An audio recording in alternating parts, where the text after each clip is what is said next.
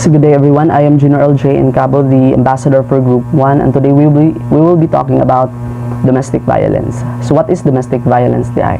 So domestic violence is a destructive behavior in a relationship where one partner tries to dominate or control the other, that it causes physical, psychological, and sexual harm, whether in the form of hitting, humiliating, or forcing you to have sexual intercourse. So those can be considered as domestic violence.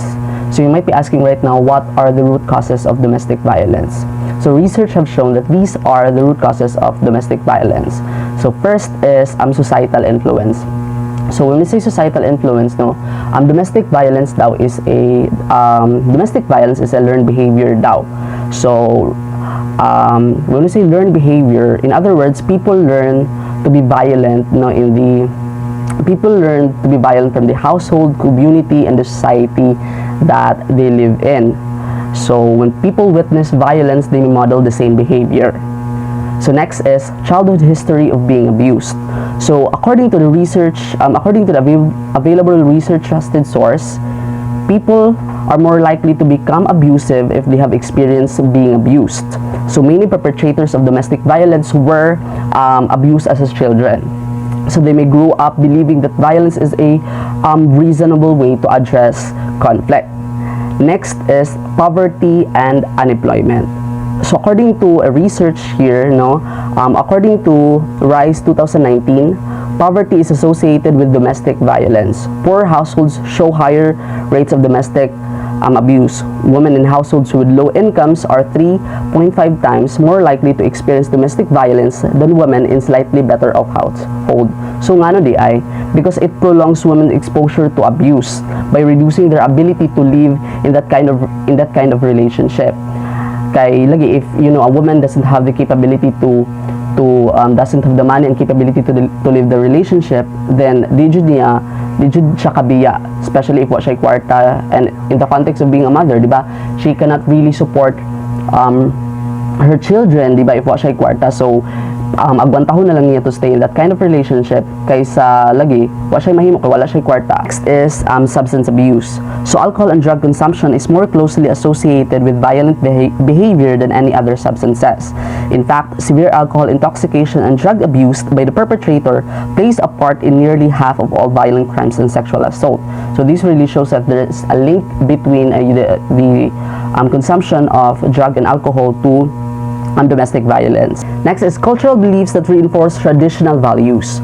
So a well-studied risk factor for domestic violence and intimate partner violence is a belief in traditional gender roles. So many cultures and societies believe that women should be submissive to men and that men have the right to control women. Studies have noted that a belief in male dominance, this kind of belief may contribute to the belief of abusive men, especially in intimate partner violence. Next is lack of education. So it has been noted that women with less education experience domestic violence at higher rates than women who have achieved higher level of education.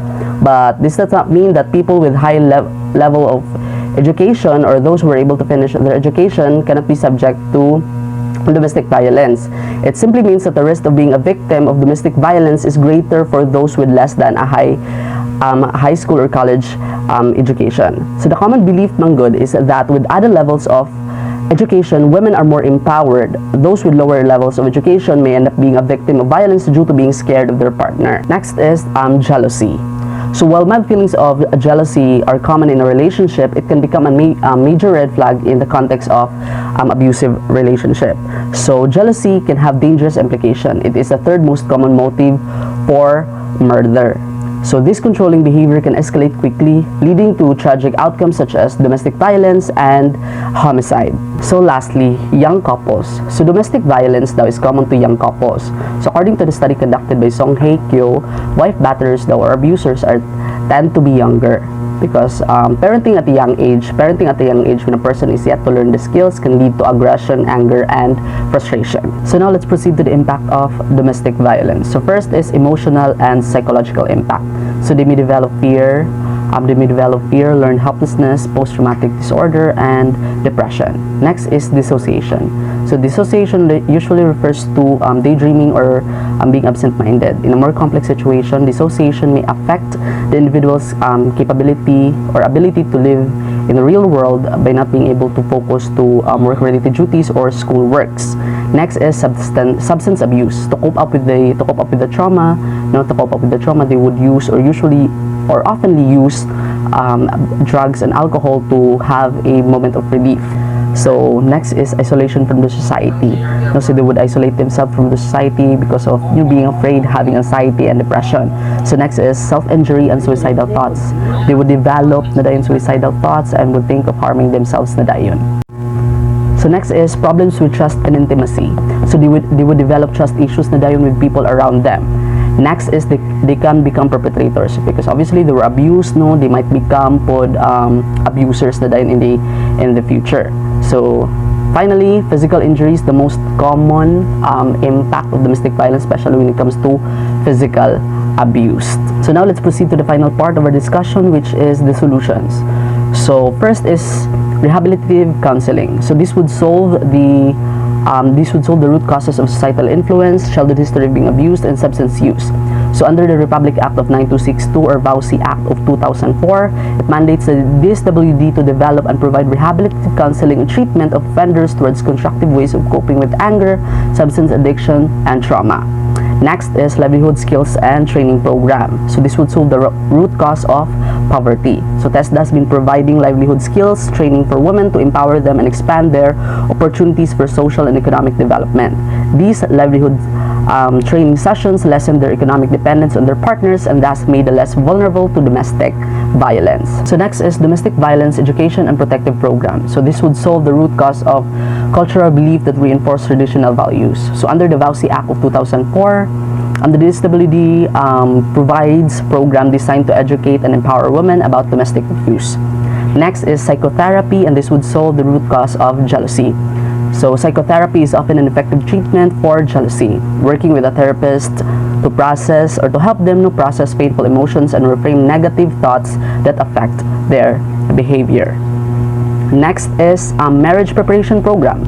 So this would solve the root cause of young couples. So marriage preparation program is training through courses, seminars, or counseling that prepare couples for a successful marriage. So often focuses on developing skills such as communication, handling conflicts, solving problems, and making decisions. Finally, legalizing divorce in the country. So we see divorce as a permanent solution for the said problem or for domestic violence.